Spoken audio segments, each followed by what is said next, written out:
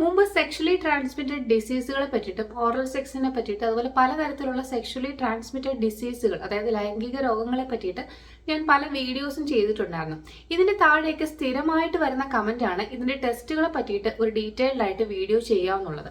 അപ്പൊ ഇന്നത്തെ വീഡിയോയിൽ നമുക്ക് കോമൺ ആയിട്ടുള്ള സെക്ഷലി ട്രാൻസ്മിറ്റഡ് ഡിസീസുകളുടെ ടെസ്റ്റുകൾ എന്തൊക്കെയാണെന്ന് നമുക്കറിയാം.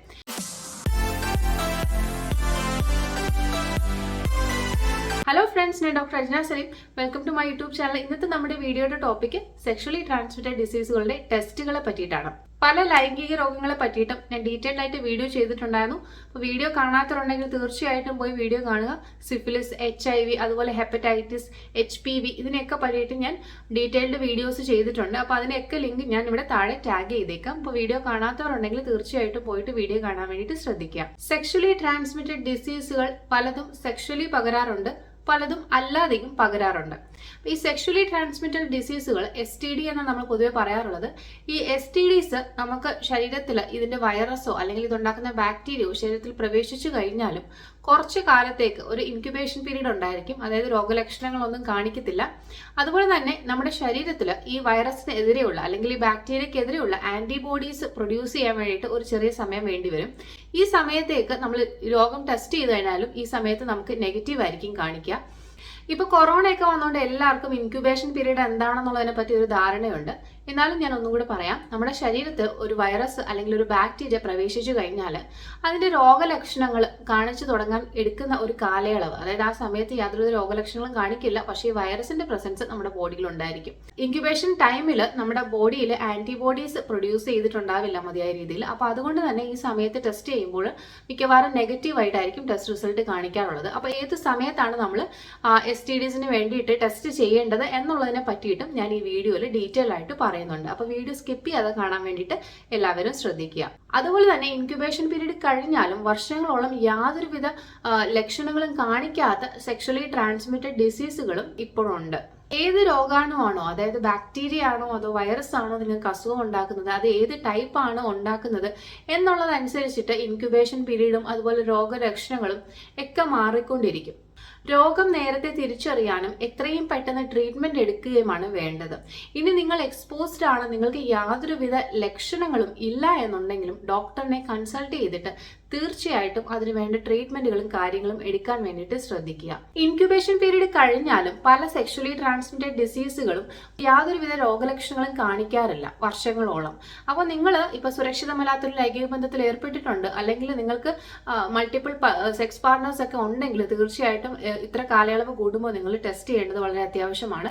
അതുപോലെ തന്നെ ഈ മൾട്ടിപ്പിൾ സെക്സ് പാർട്ട്നേഴ്സിനെ അവോയ്ഡ് ചെയ്യുക. അതുപോലെ സുരക്ഷിതമല്ലാത്ത ലൈംഗിക ബന്ധത്തിലൊന്നും ഏർപ്പെടാതിരിക്കുന്നത് നിങ്ങൾക്ക് സെക്ഷലി ട്രാൻസ്മിറ്റഡ് ഡിസീസുകൾ വരാതിരിക്കാൻ വേണ്ടിയിട്ട് വളരെയധികം സഹായിക്കും. പല സെക്ഷലി ട്രാൻസ്മിറ്റഡ് ഡിസീസുകളും നമുക്ക് ശരീരത്തിലെ അടയാളങ്ങൾ വെച്ച് കണ്ടെത്താമെങ്കിലും ഇതിന് കൺഫർമേഷൻ ടെസ്റ്റ് എന്ന് പറയുന്നത് തീർച്ചയായിട്ടും ബ്ലഡ് ടെസ്റ്റ് തന്നെയാണ്.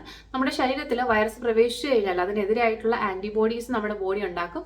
ഈ ആന്റിബോഡീസിന്റെ പ്രസൻസ് ആണ് പലപ്പോഴും നമ്മൾ രോഗനിർണയത്തിന്റെ കൺഫർമേഷൻ ആയിട്ട് കരുതുന്നത്.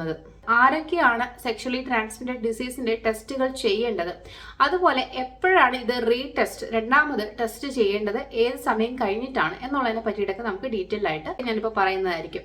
പ്രധാനമായിട്ടും ചെയ്യുന്ന ടെസ്റ്റുകൾ പ്രധാനമായിട്ടും ബ്ലഡ് ടെസ്റ്റ് ചെയ്യാറുണ്ട്, യൂറിൻ ടെസ്റ്റ് ചെയ്യാറുണ്ട്, അതുപോലെ തന്നെ സ്വാബ് ടെസ്റ്റ് ചെയ്യാറുണ്ട്, പാപ്പ് ടെസ്റ്റ് ചെയ്യാറുണ്ട്. അതുപോലെ തന്നെ ഇപ്പൊ സിഫിലിസ് പോലുള്ള അസുഖങ്ങളൊക്കെ ആണെങ്കിൽ നമ്മൾ ആ വ്രണത്തിൽ നിന്നുള്ള ഫ്ലൂയിഡ് കളക്ട് ചെയ്തിട്ട്, ഇപ്പൊ വെജൈനൽ ആണെങ്കിൽ അവിടെ നിന്നുള്ള ഫ്ലൂയിഡ് കളക്ട് ചെയ്തിട്ട് നമ്മൾ ഇത് കൾച്ചർ ചെയ്തിട്ട് കണ്ടെത്താറുണ്ട്. ഏതാണോ നിങ്ങൾക്ക് സസ്പെക്റ്റഡ് ആയിട്ടുള്ള ഡിസീസ് അതനുസരിച്ചിട്ടായിരിക്കും ഡോക്ടർ ടെസ്റ്റുകൾ നിങ്ങളോട് പറയുന്നത്. NAT blood test, ELISA blood test അതുപോലത്തെ ടെസ്റ്റുകളൊക്കെ ചെയ്യിക്കാറുണ്ട്. കോമൺ ആയിട്ട് കാണുന്ന സെക്ഷലി ട്രാൻസ്മിറ്റഡ് ഡിസീസുകൾ ഏതൊക്കെയാണെന്ന് നോക്കാം. നമ്പർ 1, ക്ലെമീഡിയ. ക്ലെമീഡിയ വളരെ കോമൺ ആയിട്ട് കാണുന്ന ഒരു സെക്ഷലി ട്രാൻസ്മിറ്റഡ് ഡിസീസ് ആണ്. ഇത് ഉണ്ടാക്കുന്നത് ബാക്ടീരിയാസ് ആണ്. ഇതിന്റെ ഇൻക്യുബേഷൻ പീരീഡ് എന്ന് പറയുന്നത് 7 തൊട്ട് 21 ദിവസമാണ്. ഇത് കണ്ടെത്താൻ വേണ്ടിയിട്ട് നമ്മൾ ബ്ലഡ് പരിശോധിക്കാറുണ്ട്. അതുപോലെ തന്നെ വജൈനയിൽ നിന്ന് സ്വാബ് എടുത്തിട്ട് പരിശോധിക്കാറുണ്ട്. അതുപോലെ യൂറിൻ ടെസ്റ്റ് ചെയ്യാറുണ്ട്. യൂറിൻ ടെസ്റ്റ് ചെയ്യുന്നത് നമ്മുടെ ഈ ബാക്ടീരിയയുടെ DNA പ്രസൻസ് നമുക്ക് യൂറിനിൽ നിന്ന് കറക്റ്റ് ആയിട്ട് കണ്ടെത്താൻ വേണ്ടി സാധിക്കും. അപ്പൊ യൂറിൻ ടെസ്റ്റ് ചെയ്യാറുണ്ട്. അതുപോലെ തന്നെ നമ്മളിത് റീടെസ്റ്റ് ചെയ്യേണ്ടത് രണ്ടാമത് ഈ ട്രീറ്റ്മെന്റ് കഴിഞ്ഞതിന് ശേഷം ഈ രോഗം പൂർണ്ണമായിട്ട് മാറിയോ അല്ലെങ്കിൽ ഇനി നമുക്ക് ഈ രോഗത്തിന്റെ എന്തെങ്കിലും പ്രസൻസ് നമുക്കുണ്ടോ എന്ന് അറിയാൻ വേണ്ടിയിട്ട് റീടെസ്റ്റ് ചെയ്യേണ്ടത് ഒരു 3 മാസം ട്രീറ്റ്മെന്റ് കഴിഞ്ഞതിന് ശേഷം ഒരു 3 മാസം കഴിഞ്ഞിട്ടാണ് നമ്മൾ ഇത് റീടെസ്റ്റ് ചെയ്യേണ്ടത്. നാറ്റ് ടെസ്റ്റ് ആണ് നമ്മൾ ക്ലമീഡിയയുടെ കണ്ടെത്താൻ വേണ്ടിയിട്ട് ചെയ്യുന്ന ഒരു ടെസ്റ്റ്. നാറ്റ് എന്ന് പറയുന്നത് ന്യൂക്ലിക് ആസിഡ് ആംപ്ലിഫിക്കേഷൻ ടെസ്റ്റ് ആണ്. ഇതൊരു 3 months കഴിയുമ്പോൾ നമ്മൾ റിപ്പീറ്റേറ്റീവ് ആയിട്ട് ചെയ്ത് നോക്കാറുണ്ട് പേഷ്യന്റിൽ പിന്നെയും ക്ലമീഡിയ ഉണ്ടോ എന്ന് അറിയാൻ വേണ്ടിയിട്ട്. നിങ്ങൾക്ക് എന്തെങ്കിലും സംശയം ഉണ്ടെങ്കിൽ തീർച്ചയായിട്ടും നിങ്ങളുടെ ഫിസിഷ്യനെ കൺസൾട്ട് ചെയ്തിട്ട് അതിനുവേണ്ട ട്രീറ്റ്മെന്റ് എടുക്കാൻ വേണ്ടിയിട്ട് ഒരു മടിയും വിചാരിക്കരുത്. പല STDകളും നമുക്ക് പൂർണ്ണമായിട്ടും ചികിത്സിച്ച് മാറ്റാൻ പറ്റുന്ന STDകളുണ്ട്, എന്നാൽ ചികിത്സിച്ച് മാറ്റാൻ പറ്റാത്ത സെക്ഷലി ട്രാൻസ്മിറ്റഡ് ഡിസീസുകളും ഉണ്ട്. അപ്പോൾ രോഗം വരുന്നതിനെക്കാട്ടി എപ്പോഴും നല്ലത് രോഗം വരാതെ നോക്കുന്നതാണ്. അപ്പോൾ ആർക്കെങ്കിലും എന്തെങ്കിലും സംശയം ഉണ്ടെങ്കിൽ തീർച്ചയായിട്ടും നിങ്ങളുടെ ഫിസിഷ്യനെ കൺസൾട്ട് ചെയ്യുക. അതിന് വേണ്ട ട്രീറ്റ്മെന്റുകളായിട്ട് മുന്നോട്ട് പോകാൻ വേണ്ടിയിട്ട് ശ്രമിക്കുക. കറക്റ്റായിട്ട് ട്രീറ്റ്മെന്റ് എടുത്തു കഴിഞ്ഞാൽ പല രോഗങ്ങളും മൂർജിക്കാതിരിക്കാനും മറ്റുള്ളവരിലേക്ക് പടരാതിരിക്കാനും ഒക്കെ സഹായിക്കും. അടുത്തതാണ് ജെനൈറ്റൽ ഹെർപ്പിസ്. ഇതൊരു വൈറൽ ഇൻഫെക്ഷൻ ആണ്. ഇത് 2 to 12 days ആണ് ഇതിന്റെ ഇൻക്യുബേഷൻ പീരീഡ്. അപ്പോൾ അത് കഴിഞ്ഞിട്ട് വേണം ടെസ്റ്റ് ചെയ്യാൻ വേണ്ടിയിട്ട്. ഇതിന് ചെയ്യുന്ന ടെസ്റ്റുകൾ എന്തൊക്കെയാണെന്ന് നോക്കാം. ഒന്ന് കൾച്ചർ ചെയ്ത് നോക്കാറുണ്ട്, പിന്നെ അൾസേഴ്സിൽ നിന്നൊക്കെയുള്ള ഫ്ലൂയിഡ്സ് കളക്ട് ചെയ്തിട്ട് സ്വാബ് ടെസ്റ്റ് പോലെ ചെയ്യാറുണ്ട്. അതുപോലെ തന്നെ PCR ടെസ്റ്റ് ചെയ്യാറുണ്ട്. പിന്നെ നമ്മൾ ബ്ലഡ് ടെസ്റ്റുകളും അതുപോലെ തന്നെ ഈ ലീഷനുകളിൽ നിന്നൊക്കെയുള്ള ഫ്ലൂയിഡ് കളക്ട് ചെയ്തിട്ട് അതിന് വേണ്ടിയിട്ടുള്ള ടെസ്റ്റുകളും ഒക്കെ ചെയ്യാറുണ്ട്. ഇതിന് റീടെസ്റ്റിന്റെ ആവശ്യമില്ല, കാരണം വൺസ് ഹെർപ്പിസ് വൈറസ് ബോഡിയിൽ കയറി കഴിഞ്ഞാൽ ലൈഫ് ലോങ് ഈ വൈറസിന്റെ പ്രസൻസ് നമ്മുടെ ശരീരത്തിൽ ഉണ്ടാവും. കുറച്ചു കാലത്തേക്ക് രോഗലക്ഷണങ്ങളൊക്കെ ശമിച്ച് നിൽക്കുമെങ്കിലും കുറച്ച് ഒരു പീരീഡ് കഴിയുമ്പോൾ പിന്നെയും ഈ രോഗലക്ഷണങ്ങളൊക്കെ ഷൂട്ട് ചെയ്ത് വരാനൊക്കെ ഉള്ളൊരു സാധ്യതയുള്ള ഒരു രോഗമാണ് ഈ ജെനൈറ്റൽ ഹെർപ്പിസ്. അതുപോലെ തന്നെ മറ്റു പല വൈറൽ STDകളും ഇതുപോലെ തന്നെ ലൈഫ് ലോങ് ആയിട്ട് വൈറസിന്റെ പ്രസൻസ് ബോഡിയിൽ ഉണ്ടാവാറുണ്ട്. അടുത്തത് നമുക്ക് ഗൊണേറിയ പറ്റി അറിയാം. ഗൊണേറിയ ഒരു ബാക്ടീരിയൽ സെക്ഷലി ട്രാൻസ്മിറ്റഡ് ഡിസീസ് ആണ്. ഇതിന്റെ ഇൻക്യുബേഷൻ പീരീഡ് എന്ന് പറയുന്നത് 1 to 14 days ആണ്. ഇത് നമ്മൾ ചെയ്യുന്നത് നാറ്റ് ടെസ്റ്റ് ആണ്. അതുപോലെ തന്നെ യൂറിനും സ്വാബും ടെസ്റ്റ് ചെയ്യാറുണ്ട്, പിന്നെ ബ്ലഡ് ടെസ്റ്റും ചെയ്യാറുണ്ട്. ട്രീറ്റ്മെന്റ് കഴിഞ്ഞ് 3 മാസം കഴിഞ്ഞിട്ട് ഇത് റീടെസ്റ്റ് ചെയ്ത് നോക്കേണ്ടതാണ്. അടുത്തത് ഹെപ്പറ്റൈറ്റിസ് A. ഇതൊരു വൈറൽ ഇൻഫെക്ഷൻ ആണ്. 15 തൊട്ട് 50 ദിവസം വരെയാണ് ഇൻക്യുബേഷൻ പീരീഡ് എന്ന് പറയുന്നത്.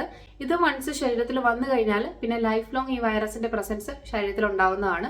സ്പെസിഫിക് ആന്റിബോഡി ബ്ലഡ് ടെസ്റ്റ് ആണ് നമ്മൾ ഇതിനു വേണ്ടിയിട്ട് ചെയ്യുന്നത്. IgG anti-HAV എന്ന ടെസ്റ്റ് ആണ് നമ്മൾ ഇതിനു വേണ്ടിയിട്ട് ചെയ്യാറുള്ളത്. അടുത്തത് ഹെപ്പറ്റൈറ്റിസ് B. ഹെപ്പറ്റൈറ്റിസ് B ഒരു വൈറൽ ഇൻഫെക്ഷൻ ആണ്. അപ്പൊ അതിന് ഉള്ള ഇൻക്യുബേഷൻ പീരീഡ് എന്ന് പറയുന്നത് 8 തൊട്ട് 22 ആഴ്ച വരെയാണ്. ഈ സമയത്ത് നമ്മൾ ടെസ്റ്റ് ചെയ്ത് കഴിഞ്ഞാൽ നെഗറ്റീവ് ആയിരിക്കും. 22 ആഴ്ച കഴിഞ്ഞിട്ട് വേണം നമുക്ക് ടെസ്റ്റ് ചെയ്യാൻ. ആ സമയത്തായിരിക്കും നമുക്ക് പോസിറ്റീവ് ആയിട്ട് കാണുന്നത്. അപ്പൊ തീർച്ചയായിട്ടും ഡോക്ടറിനെ കൺസൾട്ട് ചെയ്തിട്ട് ടെസ്റ്റ് ചെയ്യാൻ വേണ്ടിയിട്ട് ശ്രദ്ധിക്കുക. സ്പെസിഫിക് ആന്റിബോഡി ബ്ലഡ് ടെസ്റ്റ് ആണ് നമ്മൾ ചെയ്യുന്നത്. HBsAg ടെസ്റ്റ് ആണ് നമ്മൾ ഹെപ്പറ്റൈറ്റിസ് ബിയുടെ പ്രസൻസ് മനസ്സിലാക്കാൻ വേണ്ടി ചെയ്യാറുള്ളത്. അടുത്തത് ഹെപ്പറ്റൈറ്റിസ് C ആണ്. ഇതും ഒരു വൈറൽ ഇൻഫെക്ഷൻ ആണ്. 2 തൊട്ട് 26 ആഴ്ചയാണ് ഇതിന്റെ ഇൻക്യുബേഷൻ പീരീഡ് എന്ന് പറയുന്നത്. ഇതിന് ചെയ്യുന്നത് നമ്മൾ സ്പെസിഫിക് ആന്റിബോഡി ബ്ലഡ് ടെസ്റ്റ് തന്നെയാണ്. HCV ടെസ്റ്റ് ആണ് നമ്മൾ ഹെപ്പറ്റൈറ്റിസ് സിയുടെ പ്രസൻസ് അറിയാൻ വേണ്ടി ചെയ്യുന്ന ബ്ലഡ് ടെസ്റ്റ്. ഇത് നമുക്ക് പിന്നെ ടെസ്റ്റ് ചെയ്യേണ്ട ആവശ്യമില്ല, കാരണം ബിക്കോസ് ഇത് വൺസ് വൈറസ് ബോഡിയിൽ എൻ്റർ ആയി കഴിഞ്ഞാൽ ലൈഫ് ലോങ് ഈ വൈറസിന്റെ പ്രസൻസ് നമുക്ക് ബോഡിയിൽ ഉണ്ടായിരിക്കുന്നതാണ്. അപ്പോൾ അതിന് വേണ്ടിയിട്ടുള്ള ട്രീറ്റ്മെന്റുകളൊക്കെ എടുത്തിട്ട് മുന്നോട്ട് പോകേണ്ടത് അത്യാവശ്യമാണ്. അടുത്തത് HIV ഒരു വൈറൽ ഇൻഫെക്ഷൻ ആണ്. ഇത് 2 to 4 weeks ആണ് ഇതിന്റെ ഇൻക്യുബേഷൻ പീരീഡ് എന്ന് പറയുന്നത്.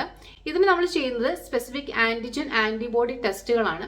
എലൈസ പോലുള്ള ടെസ്റ്റുകളൊക്കെ നമ്മൾ ചെയ്യാറുണ്ട്. പിന്നെ ഗംസിൽ നിന്നും അതായത് മോണയിൽ നിന്നും ചീക്കിൽ നിന്നും ഒക്കെയുള്ള ഫ്ലൂയിഡ്സ് കളക്ട് ചെയ്തിട്ട് ടെസ്റ്റുകൾ ചെയ്യാറുണ്ട്.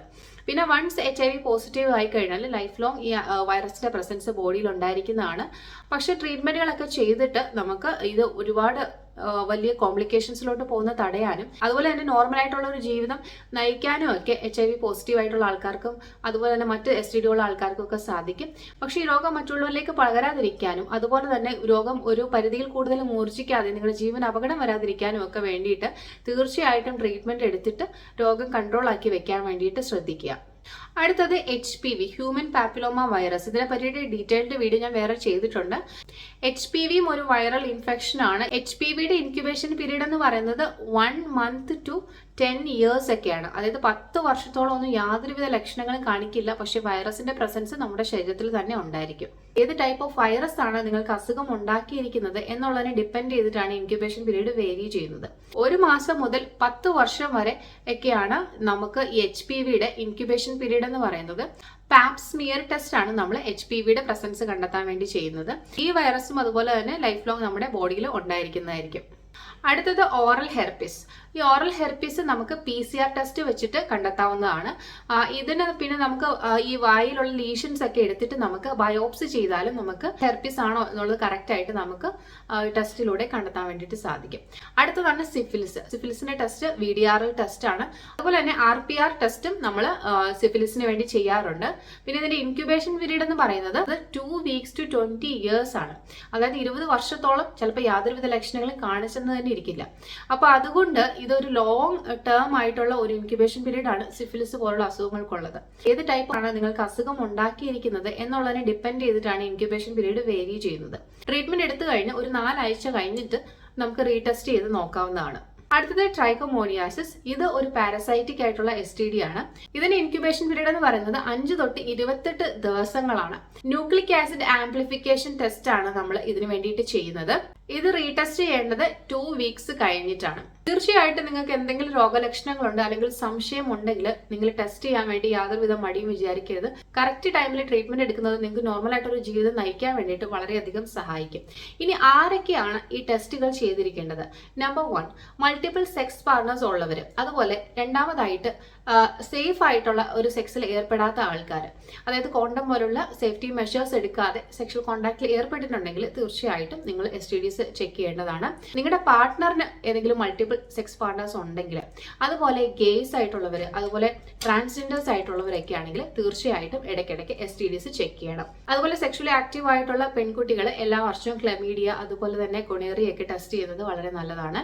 സെക്ഷലി ആക്റ്റീവ് ആയിട്ടുള്ള ഗേയ്സ് ആയിട്ടുള്ള ആൾക്കാർ, അതുപോലെ ബൈസെക്ഷൽ ആയിട്ടുള്ള ആൾക്കാർ, ഇപ്പൊ ട്രാൻസ്ജെൻഡേഴ്സ് ഒക്കെ ആയിട്ടുള്ള ആൾക്കാർ എല്ലാവരും, അതുപോലെ തന്നെ മൾട്ടിപ്പിൾ സെക്സ് പാർട്ട്നേഴ്സ് ഉള്ള ആൾക്കാർ ഒക്കെ ഒരു 6 months once സിഫിലിസ്, അതുപോലെ HIV, അതുപോലെ ക്ലെമീഡിയ, ഗൊണേറിയ ഒക്കെ എവറി 6 months ചെക്ക് ചെയ്യുന്നത് വളരെ നല്ലതായിരിക്കും. അതുപോലെ നീഡിൽസ് ഒക്കെ ഷെയർ ചെയ്ത് യൂസ് ചെയ്തിട്ടുണ്ടെങ്കിൽ തീർച്ചയായിട്ടും STDs ഒക്കെ ചെക്ക് ചെയ്യേണ്ടത് വളരെ അത്യാവശ്യമാണ്. അതുപോലെ കോണ്ടം ഒന്നും യൂസ് ചെയ്യാത്ത സുരക്ഷിതമല്ലാത്ത ലൈംഗിക ബന്ധത്തിലൊക്കെ ഏർപ്പെട്ടിട്ടുണ്ടെങ്കിൽ തീർച്ചയായിട്ടും STDs ചെക്ക് ചെയ്യണം. അതുപോലെ നിങ്ങളുടെ പാർട്ണറിന് എന്തെങ്കിലും STDs ഉണ്ടെങ്കിലും നിങ്ങൾ ഇടയ്ക്കിടയ്ക്ക് ഇതുപോലെ ചെക്ക് ചെയ്യേണ്ടത് വളരെ അത്യാവശ്യമാണ്. പ്രഗ്നൻസിക്ക് തയ്യാറെടുക്കുമ്പോൾ STDs ഒക്കെ ചെക്ക് ചെയ്തിരിക്കുന്നത് വളരെ നല്ലതാണ്.